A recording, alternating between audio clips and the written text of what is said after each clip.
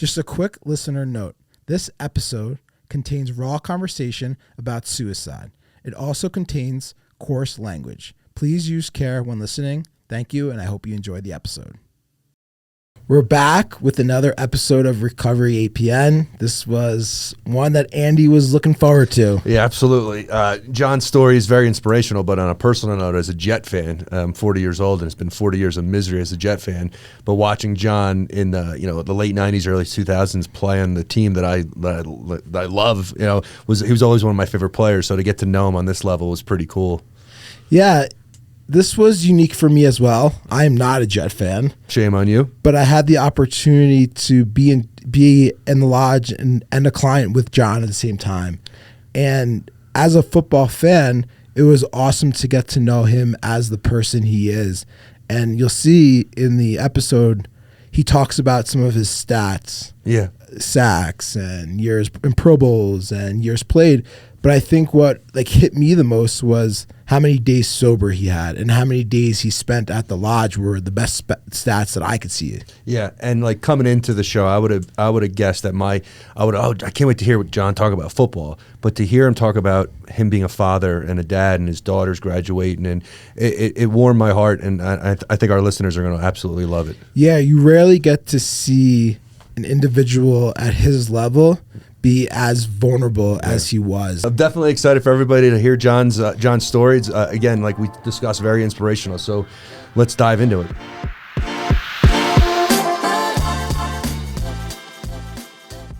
John, welcome. Thank you for coming. Oh, thanks, guys. When I got the call from Dan, well, actually, I ran into him my third time here. And we had a great conversation, and I actually thought he came back as a client again. And I was like, oh, he back. Oh, bless. I knew he wasn't going to make it. No, but he broke it down to me. He sat and talked to me. He told me how well he was doing. He told me he was working for the place now. And a lot of that stuff just shocked the shit out of me. And not in a negative way, like I think he couldn't do it, but it was just so impressive that in that short time, he found the place that he can push through. Because a lot of times my big thing was blocking my blessings, I guess what people say. The biggest thing, I just felt like I wasn't good enough to do things. I wasn't good enough to do this podcast. I wasn't good enough to talk to people because I was once that person. So how am I going to tell someone to do something when I was the one, drinking? I was the one feeling like killing myself. I was the one doing all that negative stuff. So how am I going to look at it? How am I trying to be a role model when I'm still, still making my way through myself? Sure. But also that's the biggest thing about being a role model is being able to push. And I think the biggest thing that for me is to help someone. Even if I'm feeling like the worst day, I can call someone that's having a better day. I know that's not a word, but having a worse day. I can call someone and they need to hear from me. It could be something as valuable as a text message or even a stupid meme. I'm like the worst person now because I haven't got on social media. Every time I see something that's like uplifting, send. And I know why people be like, dude, this is like the 10th. It's like the 10th meme today. Hey, it works. Inspirational. Yeah. Something works. Something that looks like it's positive to me, I'm going to shoot it to you quick as I can. No, it's awesome, man, and it's been such an amazing journey to get to know you for the person you are. And, APN, we do have this athletic track, and it's such an interesting experience that I think we have to get to know players as the human being and not the player, right? And I think hearing the stories from the player's perspective, all they want to be known as is the human being, not like this all-star player or athlete, whatever it is. So for me to get to know you as the human and to see the growth you are as a person in recovery, a father, and all these other attributes, it's just like, my mom always says this, but it warms my heart to see the growth because it's just so special. Yeah.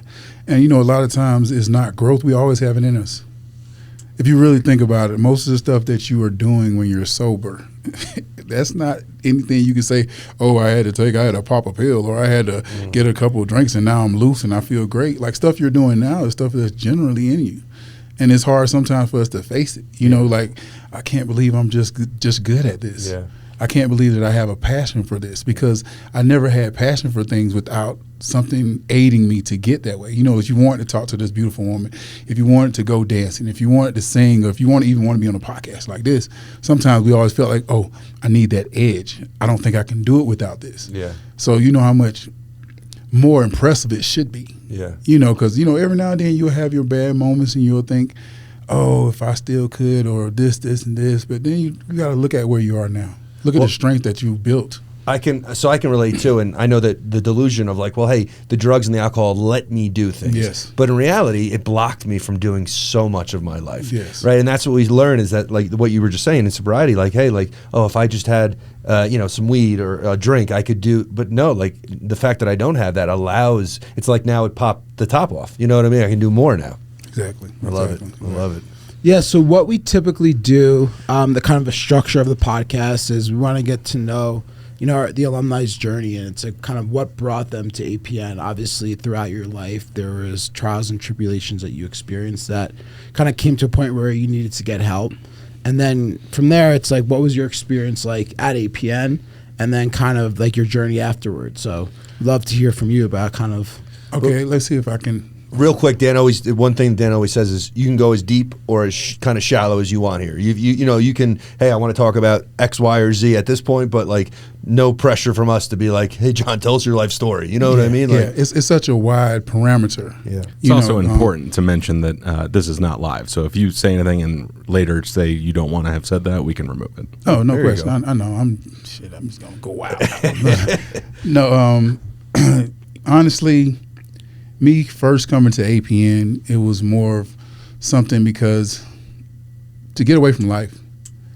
I think July 31st is probably a day I always remember, simply because I was going through one of my manic states. I was not feeling well mentally, and it was going on for probably about 6 or 7 years.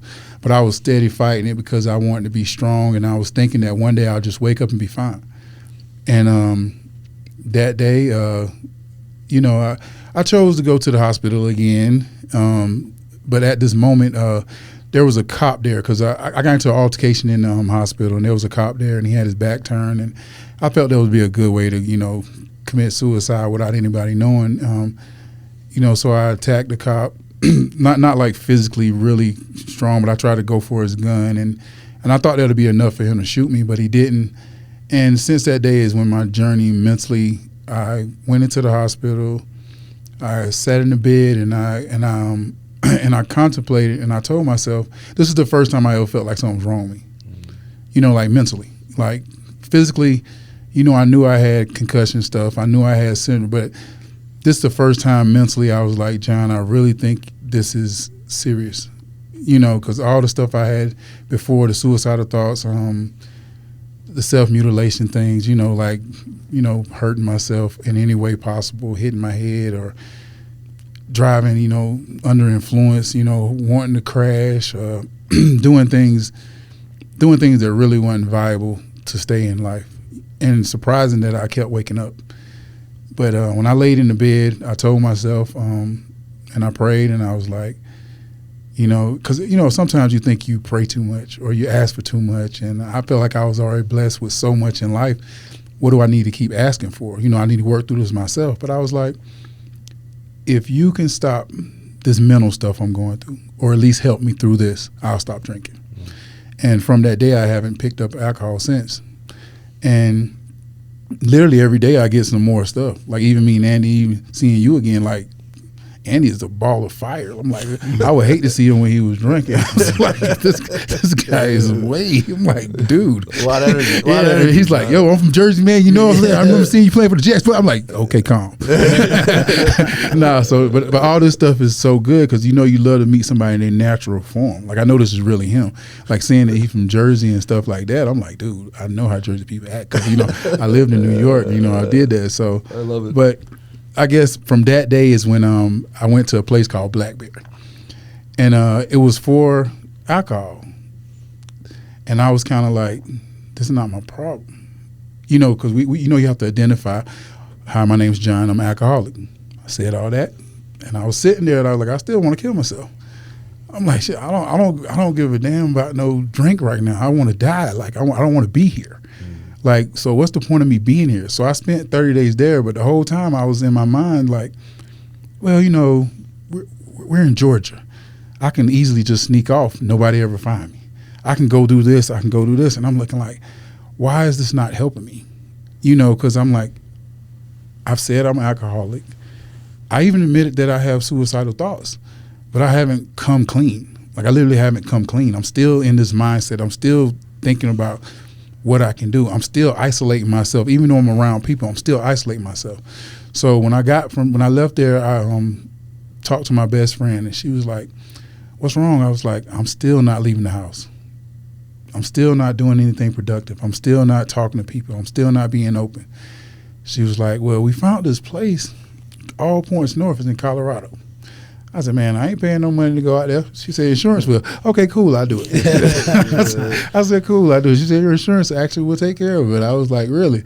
So when I got here, and if you look at it online, you thinking like, okay, I can just go relax. I'm gonna go just chill for 30 days, you know, get some free food, which, you know, you pay for it, but it's like, you know, you get some free food, you get to meet a couple people, you know, do your thing, you know, not really thinking that it's really like good.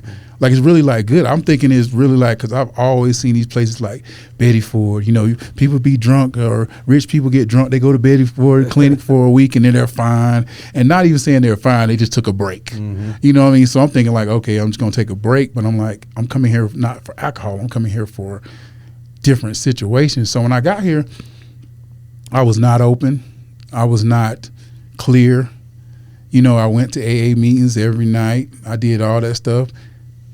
After I left in 30 days, went back home, isolation, still suicidal thoughts, still feeling like I wasn't enough.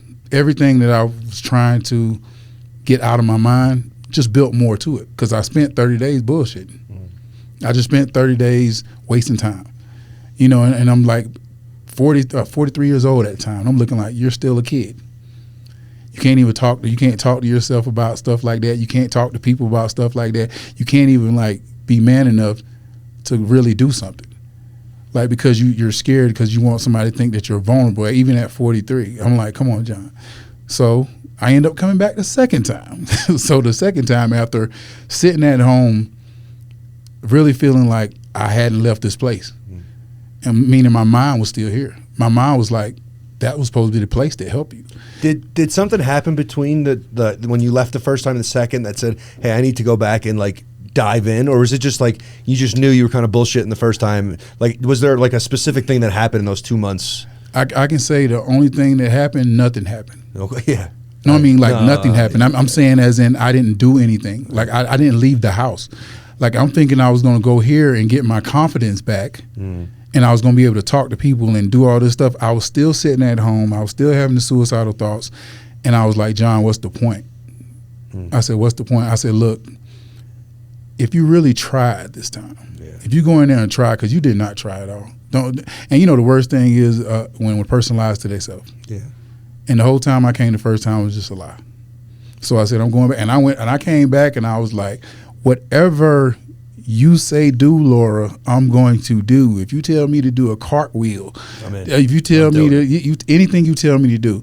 So it started from that. And the first thing it started from, because when I was at home, I wasn't washing my ass. I wasn't cleaning my room. I wasn't even like driving anywhere. I wasn't going to see people. I wasn't answering my phone. So I was super isolating the second time. So I was like, no, when I come here, okay, first thing you're going to do, wake up in the morning, take a shower, get right, go to every meeting, work out. You're going to do everything possible. Everything they say that you can do while you're there, you're going to do. It's no sitting around the room and waiting for somebody to knock on your door and ask you, where are you going to be, or why you're not in class. I said, this time you're going to be proactive. Just like when you played football, just like when you try to be a better father, you were proactive. So this time I was like, I'm going to be super proactive this time. I'm going to go out here and I'm going to give it my all. And it started from the first day to the 30th day. And after I left that second time, I wasn't better, but I was getting better. I was getting better, because when I left, I wanted to do more things. I wanted to show that I could be a successful person, just in my mind. And my success was not doing stuff like this. My success was waking up in the morning, getting out of the bed, taking a shower, going downstairs, even if just to go to the grocery store. Because I read in one of the books here, if you want to do something, go to the grocery store. Just take an hour walk or do something like this. And I'm saying it sounds very like mediocre or very minimal, but just walking downstairs, going to the grocery store and being around people, like not even saying anything, but just getting out of that feeling of being alone. Walking down the aisle, reading stuff or finding out something new. And I think I picked up writing, which really helped me a lot. When I started personalizing stuff and writing stuff down, it picked it up a lot for me. But the third time was my magic. That was my magic moment. The third time, I still was dealing with suicidal stuff. And it get tougher. I thought it got a lot easier if you just come out with it and talk with it. But the third time I came, I was going through a lot of stuff. I was really thinking about how I can get out of the situation. And then the situation was life. I was really deep into just, I don't want to be here. I was setting up my will. And I think my financial guy must have knew something about it, because he would never give me my stuff back. He would never give me the right stuff back. Or, do this or do that. And so this time, I was dealing with a relationship, this person I was like really into, and I was dealing with relationship with my kids, a relationship with my family, and relationship with myself. Everything felt broken, even though they weren't. Like mentally looking back, they weren't broken, but in my mind, I just felt like I wasn't enough. So I came back here the third time. The third time was when I figured out that I was just running from being good. I wasn't bad anymore. I thought I was still bad. I wasn't. It's scary. I wasn't, because I came here and I was running classes. I was in here telling other people how to do things. So I'm like, John, you have it. Only thing you're scared to admit it, because once you admit it, and then you have to go back to being what people expect from you. But matter of fact, what you expect from yourself. So the third time, it was like, oh, I'm fine. I'm running now. Now I'm just running from being good. Like it has nothing. You have nothing else blocking you, John. You have the will, you have the knowledge, and you have the right. And I'm looking like, this is it. So I talked to Laura. I was like, Laura, I'm going to leave. She's like, you sure, John? You only been here like 10 days. I said, you know what? I'm ready. I mean, all this stuff, the first, the second, the third time is when I was like, now you're just being dramatic. Now you're just being dramatic. Go home and start living. Because when I was here, I didn't feel like I was living. The first two times I felt my life was like I was living while I was here. Yeah. And then when I went home, I felt like I wasn't living. So when I came here, I felt like I'm not living. I said, something's not right. I said, I'm not living. I said, you know what, John? You're ready. And something just clicked. And then when I went back home, I was just an enforcer. I was like, look, I want to do this. I want to do this. I want to do this. It was no more blocking my blessings. It was no more saying no to things that I know I could say yes to.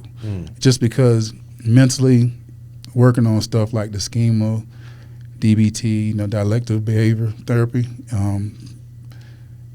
and it's got to be a daily thing. It's not something you can just pick up. You don't graduate. We've talked about that before. Like, I'm done. That's a beautiful thing. You don't graduate. It's all about trying to get better.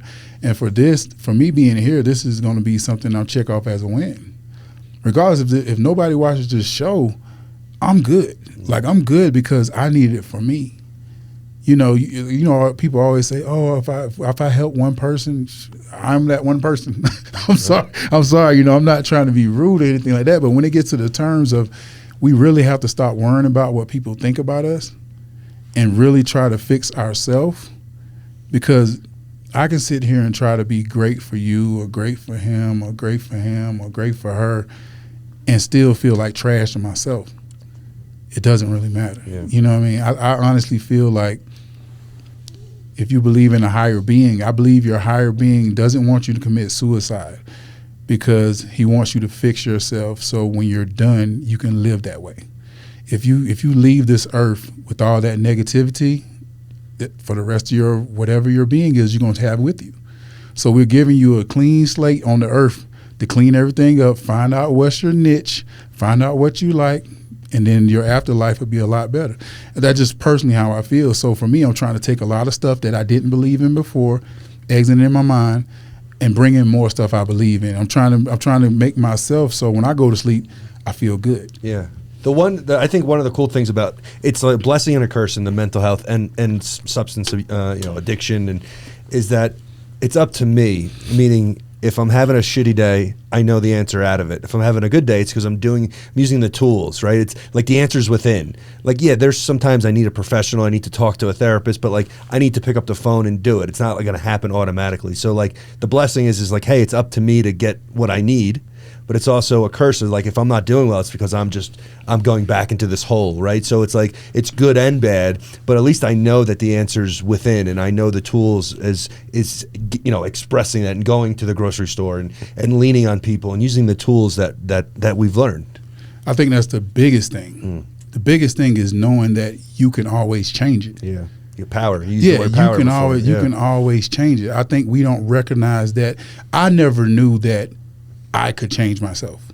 I knew that, if somebody gives me something, or like I think just from being in the NFL or just from being in college, I became so dependent on everyone else changing my moods. Think about it. In college, you want to get more stuff, you want to get more playing time. For me, you want to get a good grade. So in order for you to get a good grade, you study your ass off, you get a B or a C. Messed up your whole time. Like now you're just like, oh man, I'm not worth this because that person didn't give me an A. Compared to saying that you gave your all at that moment. Same thing when I got in workforce. Everybody wants a raise. If you don't get a raise, that means that you're not good enough, or that means that you're not working hard enough. Even if you can be giving your 100% best, and this is your max, you still feel like, oh, well, I ain't doing something right, yada, yada, yada. Then you start to beat on yourself. I think that's one thing that we have to not do. Yeah. And I know, like, for me, I was beating on myself from the past and not anything I did future. Like, how you beating yourself up for stuff that you can't change? Yeah. It's not even rational when you think about it. Like, oh, if I wouldn't have did this, I would have been here now. You have to think, like, in the now for the future. Like, I'm thinking right now, how is this podcast going to help me a year from now? Yeah. It's going to help me. It's helping me right now. I'm preparing myself for what's going to be happening in a year. Not worrying about, like, I cannot change anything I did. I can tell you my story. And like you said, my story may help some other people get out of their slump, but there's nothing you can do besides being positive. Yeah. If you want to be negative, it's pointless. It burns energy. It's tiring. Yeah. Positivity comes from anything if you find it. I can find positivity in this little ugly light right here. I don't know. It's a light. It's bright. It's doing something, And the worst thing is when you're feeling like nothing, but you always can pick up someone else. Always. That is the weirdest feeling, right? Mm-hmm. Like I was always that kind of person. Like I would be feeling like this, and this, but I can't look at you and tell you to feel the same way. Mm-hmm. I can't look at you, but I can't tell myself that. So I had to pick up that kind of energy for myself. Even when I'm feeling bad, I don't have to say I'm the best person in the world. But like I was talking earlier, everything is unique. Like, think about the reason that us four are in here right now. That's unique as hell. Like for me, like I told you, when I was on my plane ride here, it was just like, there could have been anyone else here. Mm-hmm. And then I thought about, no, they couldn't. Like nobody else could have been in this moment at this moment. Nobody, everything had to be perfect for me to be on this plane, sitting beside this person, doing this. There's nothing. It's actually amazing if you really sit back and see the situations you're put in life, whether it's amazing to you or not. You can be laying in the bed, somebody make a phone call. What if you were in your other room or something and missed that phone call? That's unique. That's amazing. And once we start seeing ourselves as that, without money, without people around, or anything like that, you'll start to grow. You find uniqueness in the most mediocre thing people will think. Even if you eat a sandwich, and the sandwich is the most amazing sandwich, hey, whoever cooked this wasn't cooking McDonald's. Yeah. They didn't drop my burger. The burger came out right. I seen some like memes and some stuff on Instagram where somebody just wiping a burger on the ground. Hey, my burger was clean. so it could be all kind of stuff you can cheer about for life that we don't think about. Yeah, it's interesting. As you go through it, what comes to mind to me is, one, finally being able to look yourself in the mirror and be comfortable in what you're seeing. being like, I'm happy with what I'm seeing, and be willing to do the next best thing. And whatever that is, like you're and it seems it's just like in a positive path. It's like, I'm willing to do this, even though it might make me feel uncomfortable. I'm willing to do it because I know I'm going to better myself. I'm not going to be the best, but it's going to take me, today I'm going to get 1% better.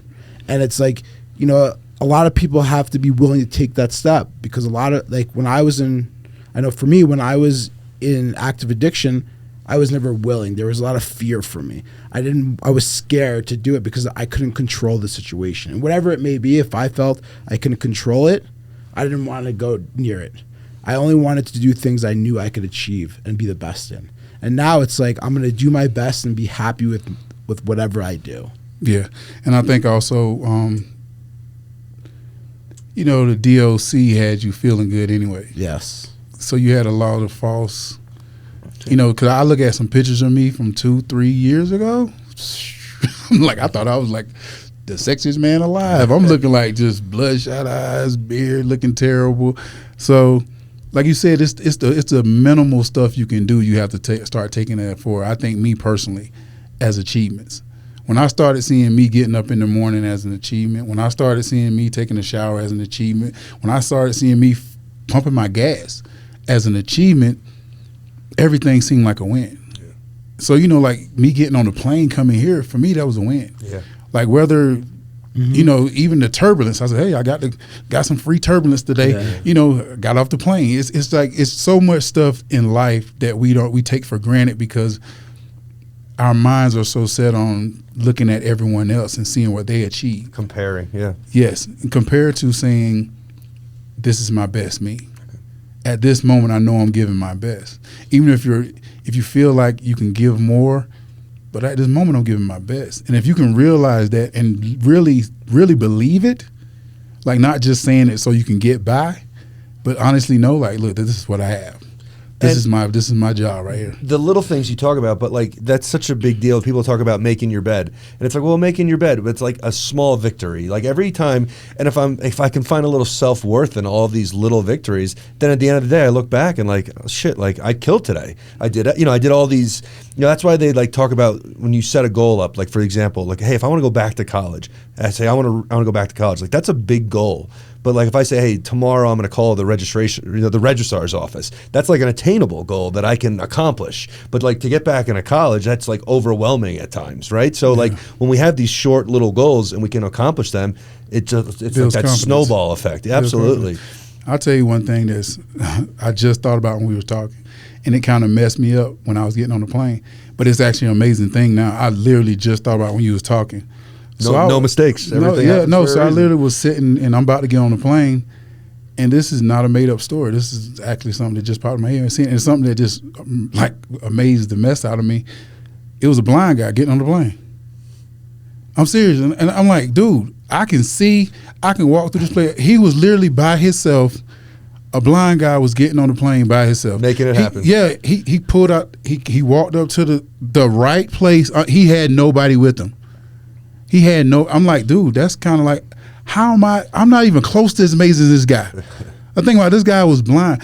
They asked him for his ticket. He reached in his exact pocket, gave him the ticket, and got on the plane and found his seat. He said, dude, what am I bitching for? Like, I'm glad, like, that literally just popped in my head because I remember when I was walking off the plane and he was waiting for everybody to deplane, and I'm sitting here looking like, life is really not bad. Life is really not bad. And I just thought about it when you was talking about the small things, and I'm looking like, I wonder if he sees it as a small thing now. Because think about it, he can't see anything. But he was literally, you know how big the airport, and I'm like, why am I bitching? Yeah. Like, dude, like this. And it's crazy how stuff will get thrown in your face and you don't pay attention. Like you might see somebody in a wheelchair and just walk by and don't think nothing of it. You might see somebody that, you know, has Down syndrome, or you might see somebody that has some kind of incapacitating thing, and we don't even think about it because, you know, we have so many blessings that we don't know, got our blinders on. Exactly. And we don't even know that. Not saying it could be worse, because we don't know exactly how those people live their life. You know, a lot of times they say, oh, it could be worse, but you don't know. They might be perfectly happy, content. They might be content because they grew that way and they did that way. And that's exactly like I'm 6'4", 240 pounds, about to be 45 years old. I have no chronic health issues besides like minor stuff that I went through in football. I don't have a lot to bitch about. Like, and you can want this, or you can want this, or I wish I could, oh, I should have had that, I should have had this. My kids are in school, you know, like I said, all healthy. My mom is still alive. She's be 74 this year. I can still call her, have a conversation with her. I have people that generally care about me around me. I don't have a lot to, you know, be mad about life before. And that's why it's so important to come here, and so you can find that. And you're not going to find it from just like, you can find it in yourself eventually, but it takes a lot of maintenance. And like seeing this big book they give you, it's like, it's a big ass book. And I'm like, I'm not touching this book. I check that book out at least once, twice, or 3 times a week. I'm not going to say I do it every day and sit here and lie, but I definitely try to write every day, or I definitely bring APN up as much as possible when I'm talking to people, because it really did change me a lot. Like even when we were speaking earlier, when you talked about the DBT, the mindfulness stuff, having 2 truths, when you start breaking up stuff down in life to 2 truths, as in this is how this person may feel and this is how you feel, all the in-between can be gone. All the thoughts of this person doesn't like me, or this person, well, man, you know what, that person having a bad day. It's like the example of when someone cuts you off in traffic and you're like, what's this asshole doing? But it's like, well, maybe their wife's in labor. Mm-hmm. You know what I mean? But I don't, like, this guy drives like an idiot. But like, perspective is, you know, maybe something's going on. Yeah. And that helped me out a lot, though. Yeah, there's 2 things I want to touch on. One, something you said earlier about being present and showing up now versus just being like an empty body in a seat. Now you have the ability to show up for your friends and family. So I want to hear your thoughts get your thoughts on that. And I also want to hear about your relationships now with your 3 daughters and what's compared to what it was like years back. Yeah, I think the big thing I said, and it's kind of hard when you say it because people can't see it, because you write it, you can see it. But it's like not giving presents, but giving your presence. You know, not giving gifts and stuff like that. You know, the biggest thing for a guy that has a lot, or even anyone, you feel like if I give them this, they'll always be around. Not true. Like if you can give somebody your time, because time is way more important than any kind of thing you can give someone. Like I know for me, and I see it now, like for my daughters, I think the biggest thing was my oldest daughter. I knew that was going to be the one I need to work on, because she was with me through my bad phases, you know, being in the league and drinking, and she's seen it all. She saw it all. So I knew I had to work on her. So the big thing with me is just trying to do overtime in that, you know, calling her, talking. How old is older? How old is your oldest? My oldest is 22. Well, she'll be 22 next month. I'm giving her years. And she graduates from college. I can tell you the big thing I've seen in the last 3 years, though, like with our communication skills, she had spring break, and she surprised me for her spring break. That's some shit that you don't expect. Like I'm talking about, she's in college, and my daughter came to see me for her spring break. Like 3 o'clock in the morning, I get a phone call, come get me. I'm like, what the hell going on? I'm scared and stuff. And she chose to come see me. And so you cannot say all this stuff wasn't worth it. Like all this stuff I went through and trying to get better and doing this stuff, you know, like I said, making those phone calls, calling my daughters, texting them, like doing all kind of stuff to make sure that I was a presence in their life. Not just, you know, being here every now and then. It's Christmas time, I give them something. It was like every day, like I'm hitting them up, like what's going on? You know, can I come see you? I'm Uber daddy, and like what you want to go? I'm taking you wherever you want to do. Like whatever you want to do, I'm here for it. You know, so, and that was a big turnaround in my life. And even my 6-year-old texted me one day, because I've been trying to, like I'm really like active. Like I said, as hard as I worked on being a great football player, I had to work just as hard to be a great father. And being a great father is more now is being a great friend. You know, being communicative. You know, being able to talk, asking stupid questions. Yeah. You know, asking stuff that, you know, might be uncomfortable, and not just you do this, you do this, you do this. It's not being a parent most of the time now. It's just being a friend and being someone they can literally talk to. Because my first two daughters were in sports, so it's kind of easy to communicate with them. My little one is just a princess, but she texted me one day and she said, "Dad, you're my inspiration," and that hit hard because that hit hard because she's 6, but being here and being a sober mind, I can really feel the real feelings. Drinking, my daughter would have said it when I was drinking. It would have been like, okay, well, I'm just going to keep drinking, or I'm going to keep doing this. Or it might have just went right on my head. I never would have remembered. But now I can remember these things. Like these things where I can totally remember. Like before it wasn't like that. I still have my negative thoughts, definitely. But like I said, I'm just not trying to block anything anymore. I'm just going in it with it head forward. I guess if you've been at your lowest, doing anything like this or doing anything that's even conceivable to do is fine. Because when you're at your lowest and you're doing things just because you feel like for the excitement or, oh, I feel like this my endorphins are so high, I'm feeling so revved up, then the next day you're feeling like, what did I do or why did I do this? So if you can get this opportunity to live life and to really feel, because it took me 2 years now. It wasn't like a year, because people were talking just like, oh, my life is so much better since I've been drinking. I'm like, I don't know. I haven't felt that little natural high that you've been talking about yet. I've been trying to wait, but then like after 2 years, I think I went and did something and I was just like. Well, sometimes like the alcohol and the drug, that's like our medicine. So you take that away and now like I have nothing to treat.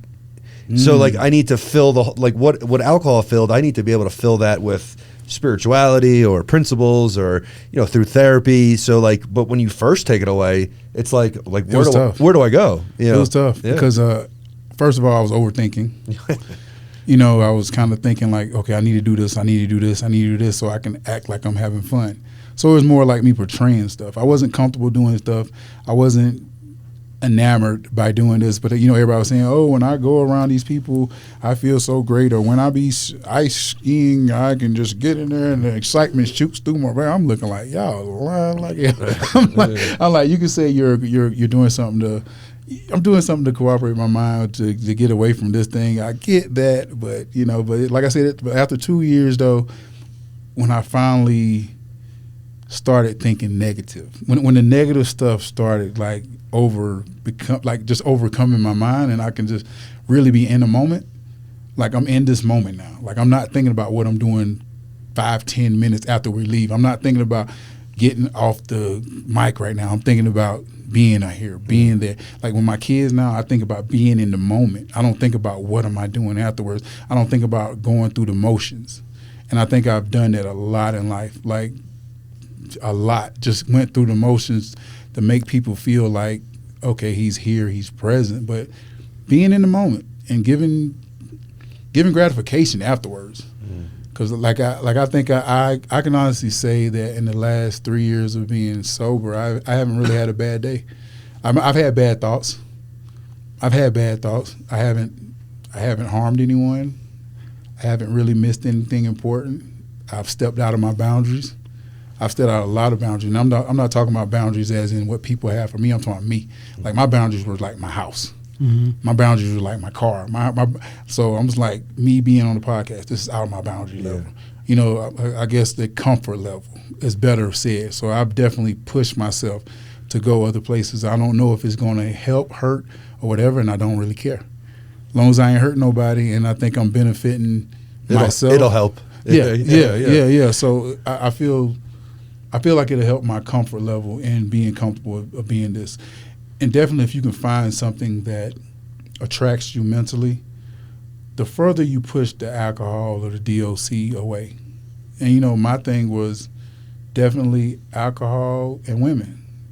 And now I look for intimacy. I don't look for just sex. I don't look for somebody just to be around.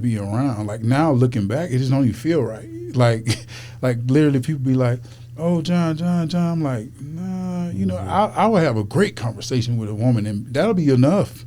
Like, I don't have to see what you look like. I don't need all this. Like, so it's a different perspective of just having that communication and having someone that you truly love and care about.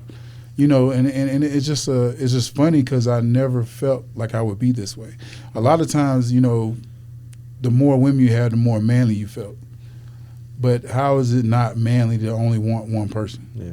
Like that is a tough and a strong pursuit in trying to find happiness. Like if you're really trying to find happiness, and not saying you can't. Now, if that's saying you just to do that, like do it. Like I'm not trying to tell nobody that not having, you know, if you're free and you're doing whatever you do it, please. But it works for you. Yes. Yes. Yes. That's what I'm saying. I'm just saying for me, even when I was younger, I've always benefited more when I was with one person. Yeah. I've always had more. I guess for me personally, I was more consistent. You know, trying to juggle a lot of people is not a consistent thing for me. Like I can, you know, like I got my kids. I feel good about that. I don't want to take any time away from them for something that's not worth it. Something that like jumps out at me in hearing you, regardless of the topic you're talking about, is you representing yourself authentically. Yeah. You know, like you show up and you're going to be you, and that is good enough for you, and that's most important. And I think that's the best quality an individual could have.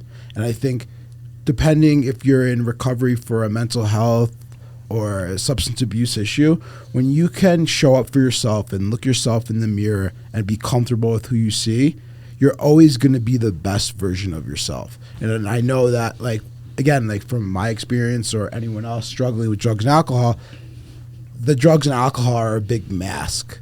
And then when you can remove those and you're comfortable with who you see, it's like, I'm not going to have a bad day because I know what my values are in life. And if I be who I am today, I'm going to represent those values. And when I leave that room, I'm not going to be ashamed of who I was because that's what my values were and that's what I wanted to be represented. And that's just like hearing you, it seems like you've identified what your values are in life. What's important, yeah. And you're going to stick to those. And then you're going to almost like act accordingly to those values, and you're going to show them like authentically, and you're going to be proud of those. I think sometimes that maybe you're not proud or maybe you're not comfortable, but I think you have to get to the point that that's you. Mm-hmm. You know, it don't have to be a pride thing. Or you like, look, I don't think I have the greatest body. Like I have body dysmorphia like I don't know what. Like I can sit here and work out forever. But it's got to be a certain point you got to get comfortable. Like, look, that's you. Yeah. You know what I mean? That's you. Like you don't have to be the you know, I don't have to boast and brag about what I got or what I don't have. But at the same time is what do you have? Like can it get you this body get me from A to B? I'm good. Hey, I'm not no workout king. I don't play football anymore. I'm about to be 45 years old. I'm happy. I mean, you know, it's always something you can get better at. It's always something you can change. Sure. Whether it's your haircut, whether it's your clothes, whether it's your body, it's always something. But can you be happy for where you at right now? Yeah. Like right in this moment, I'm good. You know what I mean? I'm good. I can't change that now. I can go work out 6 weeks and see if I look better. But am I still going to be happy with the results? Well, you were saying it too. I think last night we were talking about perfectionism, right? And yeah, that was one of my problems. And kind of what Dan was saying too about, hey, we have these principles and this is how we want to live life. And the thing about being, you know, whether in sobriety, mental health recovery or sobriety is sometimes we're going to fall short of that. And that's okay. You know, it's like not about not making mistakes, but it's like I get to own the mistakes I make now and then like keep it moving. Yes. You know, and if the mistakes continue to happen, well then shit, that's like a mirror. I need to, what's happening there? And it's like watching tape. Right now I can figure out what's going on and why am I acting that way in that area of my life, right? So yeah, like what Dan said, I'm going to echo it, like super authentic and like you can feel the passion and the excitement for life through the mic, and it's awesome. No, I appreciate it. It's a work in progress. I don't think I'll ever be at the moment that I just feel like you saying with the perfectionism. I have to work on just saying how I feel. You know, because a lot of times you can sit here and try to say the perfect thing when that's not even needed. You know what I mean? Sometimes it's just say what you feel. Say what's on your mind, because you start thinking too much, then it's going to get worse. You know, because you're going to be like, oh, man, did I say this right or did I do this wrong? Hell, I should have said this. And which I'm going to do anyway. I know after I leave here, I'm going to say, well, I should have touched on this more. I should have done this more, because it's just in me to be that way. But at least I'm doing it now compared to not doing it and feeling like, okay, I either saved myself or I missed out. You know, I saved myself because if I'd have did it, I would have messed up and da-da-da-da. I watch people on TV now and people with podcasts or people with any other thing. They mess up all the time, but you know what they do? They keep going. Yeah. And it gives them a sense of being a person.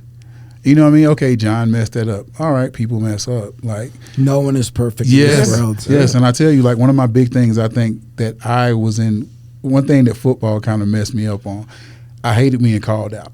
Like, if you, oh, John, you were messed that play up. You had this. In college, it happened. And then when it happened in the league, I was like, I'm not going to mess up. So I would literally look at all my negative plays, and I would never pat myself on the back for the positive plays. So and I think that switched over into my life, too. So whenever I did something bad in life, even if it wasn't bad, like not even a mistake, I did something that's human. Yeah. I had a human problem. I had a human issue. Some stuff that happened to people that are not in the NFL happens every day. Something that could have happened, and if you didn't have a camera beside you to remind you did it, you wouldn't have thought two shits about it. Mm-hmm. I had to start letting stuff like that go. Mm-hmm. Like, I'm like, dude, you can't keep grading yourself. How are you grading yourself on your life from doing stuff and start saying, instead of saying you did this problem? Like a lot of times people say, I made it worse. I made it through worse days than this. Mm-hmm.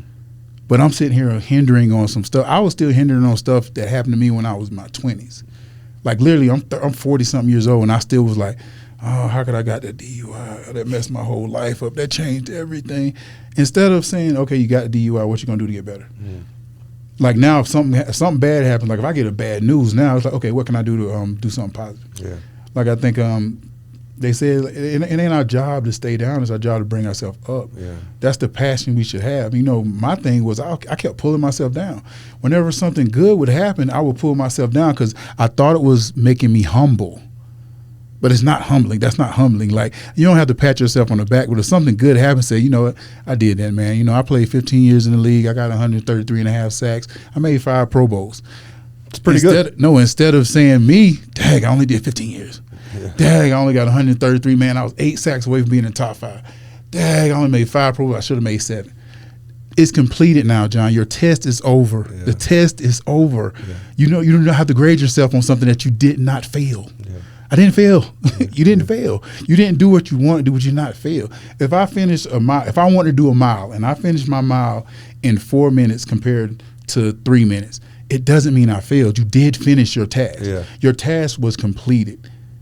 You can still talk about what you did do. You know what? I did 15 years. Now I said I did 15 years, 133 and a half sacks, 5. I had a decent career. Yeah. I'm good at saying decent now. Yeah. So like, I'm getting better now because for me, I was just like, oh, man, that's all I did. I missed these many games. I did this. So I can always tell you the bad things, but like I'm like, no, like John, focus on what you did. Me and Dan, if those were our stats, we'd be handing them to people and we met them. Hi, I'm Dan. Here are my stats. You know, 100. You know what I mean? Yeah. Proud of it. Like I said, it's that perfectionist thing. Yeah, no, you know, a lot of stuff that I learned here. I get it. A lot of stuff I learned here, like the schema thing. You know, I was holding stuff from like my past when I was a kid, and like I said, with the concussion stuff, like it's real. It's real because I didn't know it was real because when I retired, I was bleeding on both sides of my brain. So I'm thinking, okay, like any other thing I've went through, I drank my way through it. Had a groin injury. Popping the pills didn't do it. Drank a little something. Oh, I can walk now. Oh, I feel a little better. Okay, I got a concussion. Drink. John, you shouldn't drink. All right, cool. John, you shouldn't do this. All right, cool. And with that concussion stuff, I didn't know. I've seen so many like documentaries and stories saying that, oh, well, you're going to go through this, you're going to go through this, you're going to go through this. I'm like, man, fuck y'all. That shit ain't going to happen. You know, I'm like, that ain't going to happen. I'm going to be fine, you know, because I've always made it through. I've had concussions before. You know, I played with a concussion. I've done this. I'll be fine. I didn't know how bad it was. You know what I mean? And like for 7 years, I fought it. For 7 years, I fought it. I sat there and just would wake up in strange places. I couldn't sleep. I promise you, I was still playing football 7 years after I retired. Like I would literally get up in the morning like I was playing and then I'll snap back in and like, dude, you're not playing anymore. And I get back in the bed and, you know, then it kind of got embarrassing because I didn't even want people around me because I was like, people don't know when I go into these little phases and stuff like that. and it's gotten better now since I stopped drinking. I still have them, but it's still scary. Yeah. It's still scary because, you know, kind of like I said, I don't try to look in the past now. We're actually looking in the future. It's like, oh shit, I hope it don't get no worse. You know, like I hope it don't get no worse. But I'm not going to aid it getting worse. You know, I'm not going to aid it. Like I can tell the people from the NFL, you know, they like, John, you seem like you're doing so much better. I said, It really feels bad sometimes because I'm like, y'all don't know the half. Like I'm still at home alone. I still don't trust myself to spend the night with my kids. Like I don't. Like they come over, but I still don't trust it. I still don't trust like something going on in my head and me flipping out or doing something that's inconceivable for them to see. They haven't seen Dad that way, and I don't want them to see me like that. So that's a big thing, and it's hard to move on and not carry that part, you know, because I'm getting better now. Like I tell you, I'm getting better. So, you know, I'm able to pick them up. I'm able to hang with them. But when it comes to spending the night, I'm a lot better by myself. Yeah, and I think, two things I wanted to say. One is like, you know, in AA they say like progress, not perfection, right? So like maybe one day that's a goal for you, right? Exactly. And it's like it doesn't have to be tomorrow. It doesn't have to be the next day. It could be when it's right. And if that's in 3 weeks, amazing. If that's in 3 years, great. You know, but that's a goal to work towards, and it's like something that like you're motivated to do. But like when I look at you and someone like as a big into sports and like, you know, I hear your stats, right? And I'm like, wow, that's like legit. Yeah. And like an old Dan, like where like not the brain I have is like, or not the old brain I used to have, it like, oh wow, like it's sick, blah, blah, blah. Like the only stat that like I look at you now is like the 991 days sober you have. Yeah. Like I don't look at you with like the all the sacks. 991, baby, almost a stack. Yeah. And like that's like the most like moving thing to me is that like you were able to accomplish that. Not all the sacks, not all the Pro Bowls. It's like you were able to turn your life around. I'm still doing the 180. I'm almost me personally, I don't ever want to say that I've turned it around. I say I'm still making my way to there. Because I think once we think we got it is when we revert back to some things that are not safe or healthy for us. So in my mind, I always feel like I'm always going to be in recovery. Of course. It's never going to be a day that I feel like, oh, I'm fine. Like it's never going to be a day I wake up 100% like I'm good today, like da-da-da-da-da. So every day when I wake up, I feel like, okay, it's a day to get better. Like I always feel that way. So like not knocking you at all what you said, but for me, like when people say I'm good now, I be like, no. Because, you know, I'm scared of getting too comfortable in where you're at. You know, and I think the reason why I was always good at being an athlete, because I never was comfortable. You always had somebody come to get your job. You always had somebody like pushing you. You always had somebody that you want to be better than, or you always had something then. So for me, I'm trying to keep that same push in my mind. So whenever I'm like, oh, okay, John, you're doing good. No, I'm getting there. John, you're doing better. I'm getting there. You know, just so that's another, it's a fake enemy, but it still feels good. Motivation. Yeah, it still feels good. You know, like I said, me coming here is so big and y'all don't even understand. Like y'all don't understand because, you know, for y'all do it now. For me, it's like, yes. Like I said, I don't care if this is the worst pie y'all ever had. I'm going to feel good about myself and I'm going to feel more confident in other things I'm trying to achieve in life because I came. Not because, oh, you kicked, John, man, the stuff you said was so motivating. The words that, oh, man, that cliche you said about this was awesome. I don't know where'd you get that from, but that was amazing. Nah. I'm getting here and just saying, look, this is what I want to talk about, and this is what we can talk about. This is what I'm feeling today. I did not prep for this. I didn't bring 4 books. Yeah. I didn't bring all kind of stuff. Like I'm like, look, they're gonna get the real, just what is on my mind. If it's not workable, that's fine. If it is, that's fine too. But it's gonna be something that, you know, I can archive in my mind and say that I did, and I do appreciate y'all reaching out for me because, you know, that little stuff like that is a huge win. Like I said, waking up and doing that stuff are wins, but when someone can reach out to you and say, John, could you do something? Because a lot of times all we need is just, we want that feel of just want to be wanted. Yeah. You know, just want somebody to just want to see you or want to say, hey, you don't need a lot. You know, I don't need all this, but, you know, just just that gratification, just some gratification. And you got to definitely like work on self gratification, which I really have been working on. Still got a long way to go with that, but it still feels good to have gratification from any kind of way, and you got to see it like that. A lot of times, you know, when our friends call us and we be like, "Hey, Dan, how you doing, man?" We don't. I guess before I can't say that now. Before, in one ear, out the other. I didn't pay attention to how many people really generally just need to hear my voice. Yeah, and that's if you picked up the phone. Probably most of the time you didn't even pick up the phone. Exactly. And now it's more of like one of my cousins, like we were close when we were kids. His daughter passed away like last year. And it was the first time we talked to each other in like 20 years, and now we were working on our friendship. And I knew if I would have still been in the same phase I couldn't have been there for him. So it's just small things like that shows me like it's worth it. You know what I mean? Because me and him have not conversed in almost 20 years, and now we're like almost back to where we used to be when we were kids. That's like the being present again. Yes. Yeah. Yes. Because there's no way I would have came, and I hate that it had to come to that. But also, you try to, like I said, you don't try to block your blessings. And me and my cousin have become like so close now, because he was the reason why I played sports. He was the reason why I was always by myself, because he showed me how to fight for what you want, or be aggressive about it, or show people that you're good at something and everything like that.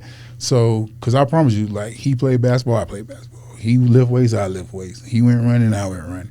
You know, but he was just a little smaller and not as fast. You know, but but me and him are like really close now. We've been working on our relationship, and it feels good because, like, I don't feel like I have a lot of family, but he's definitely one. Especially, you know, you meet so many other people and they say, "Oh, you have so much family and friends," and the friends are cool, but having someone that knows you, like he's only like a year older than me, man. So family's like, family. Yeah, like real family. I have friends that are family now too. Yeah.